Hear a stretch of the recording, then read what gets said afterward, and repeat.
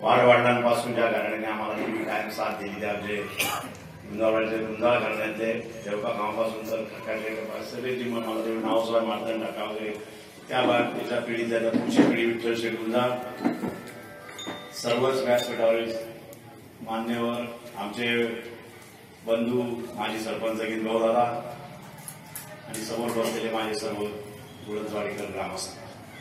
मी कधी म्हणणार नाही की मी गुळंजवाडी गावचा भूमिपुत्र आहे। माझी जमीन जरी माझ्या वाटवाडांची इथं असली तरी मी माझा जन्म बेल्यामध्ये झाला असल्यामुळं केवळ स्वार्थासाठी देऊन भावनिक आवाहन मी कधीच करत नाही। माईकवर तर कधी बोलण्याची मातृ शक्ती कधी बोलतही नाही, ना कधी श्रद्धांजली ना कधी ते तुमचं शुभाशीर्वाद किंवा इतर वेळी। तर माझ्या घरामध्ये इतका मोठा वारसा आहे। माझ्या अगोदर 5 भाऊ आणि त्यांची मुलं माझ्यापेक्षा मोठी, त्यामुळे त्यांच्याकडे माझा नंबरच येत नाही कधी याच्यामध्ये। परंतु आज काय झालंय की तुमचा आग्रह म्हणून मी आता काही बोलणार आहे। कारण आता काय झालंय निवडणुका खूप जवळ आल्या, 2019 साल उजाडले आणि विधानसभा आहे, लोकसभा आहे। आता सगळ्यांना असं वाटतं की आपण काहीच केलं नाही गेले 4-5 वर्षात निवडून येऊन सुद्धा लोकप्रतिनिधींना वाटायला लागलं आता काहीतरी आपण केलं पाहिजे, आता निवडणुकीला सामोरं जायचंय। कारण लोकशाहीमध्ये हा तुमचा हक्क आहे की निवडणुकीला सामोरं जात असताना आपला जाहीरनामा समोर ठेवायचा, त्याप्रमाणे मतं मागायची, निवडून आल्यानंतर 5 वर्ष तो पूर्ण करायचा आणि परत निवडणुकीला सामोरं जायचं। पण इथं होतंय काय, जिल्हा परिषद सदस्य आपले विद्यमान सदस्य सोडले पांडुरंग पवार या पूर्वकाळात 2दा होते, आता आहे। मधला जर कालावधी सोडला, मागच्या पंचवार्षिकमध्ये कामं झाली, जिल्हा परिषद राष्ट्रवादी काँग्रेसची होती, जिल्हा परिषद सदस्य त्या होत्या त्याही राष्ट्रवादी, आम्हीच जीव काढून निवडून आणलेल्या होत्या। दुसऱ्या काय कुठल्या पक्षाने काही पैसे आणलेले नाही। त्यामुळे आपण सतत काम करणारी माणसं आहे। आता जिल्हा परिषद निवडणूक झाली, 2 वर्ष झाली, सतत कार्यरत पवार साहेब आहेत, पंचायत समिती सदस्य आहेत, नंतर निधी तुमच्याकडे येतो। आता काय झालंय, मला काही करता येत नाही, पण दुसऱ्याने आणलेला निधी आहे ना त्याच्यावर माझं नाव पोरायला बघायचं आणि तो मी आणलाय असं करायचं।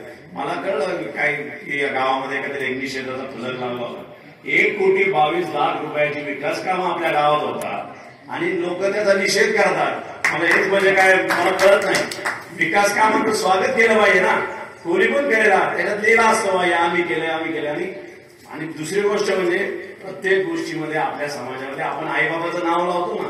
आता मोरे साहेबांनी, रामकृष्ण मोरे साहेबांनी बापाचं नाव लावताना आईचं नाव सुद्धा आठवड्यावर लावावं असं शाळेत जाताना असं कायदा केला आणि त्यामुळे आईचं नाव लागतं। त्या बोर्डावर पण नावच नाही खाली, ज्यांनी निषेध करायला स्वतःचं नाव तरी लिहायचं ना, तेवढी तरी हिंमत मळगंगा देवीने त्यांना द्यायला पाहिजे होती ना। परंतु हे काय मर्दमानचं लक्षण मला काही दिसलं नाही। ज्याला वाटत होतं ना त्यांनी चर्चा करायला पाहिजे होती की हे काम आम्ही केले, हे काम तुम्ही केलेलं नाही, हे खोटेपणे करा। फक्त पांडुरंग पवार आपलं बदनामीकरणाचा फलक लावला आणि तो ग्रामस्थांनी 3-4 दिवस सहन केला। मला त्याच्यापेक्षा जास्त दुःख हे झालं की तुम्ही सहन कसं काय केला। आपला भारत देश स्वातंत्र्य होऊन बरेच दिवस झाले, बरेच वर्ष झाले, पण माझा मी ज्या मळ्यात राहतो पिंपळगाव हा आज स्वातंत्र्य झाला हे आज या कामाच्या स्वरूपातून दिसतो। कारण कसं निवडणुका येत राहतात, जात राहतात, पण त्याच्यातून गावासाठी माणूस जगला, किती वर्ष जगल्यापेक्षा तर त्यांनी काय करून जगलं याला फार महत्व आहे। आणि या ग्राम सुधारणा होत असताना जे पवार साहेबांनी जसा हनुमान मंदिरासाठी जो सभा मंडप देऊन त्याची सुरुवात केली, ती सुरुवात अजून थांबलेलीच नाही। सर्वसामान्य कष्टकरी माणसाला काय पाहिजे, कारण मुंबई ठिकाणी राजकारण किंवा निवडणुका होताना काही लोकांना काय करावं लागतं त्याच्यातून आम्ही चांगलं कार्यरत होतो आणि ह्या ठिकाणी काम करत असताना पवार साहेबांनी जे झापावर आणि या गुळंजवाडीवर जे भरभरून प्रेम केलेलं आहे, पवार साहेब तुम्ही आता येणाऱ्या इलेक्शनला फक्त नारळ कधी फोडायचं एवढा आम्हाला तारीख कळवा।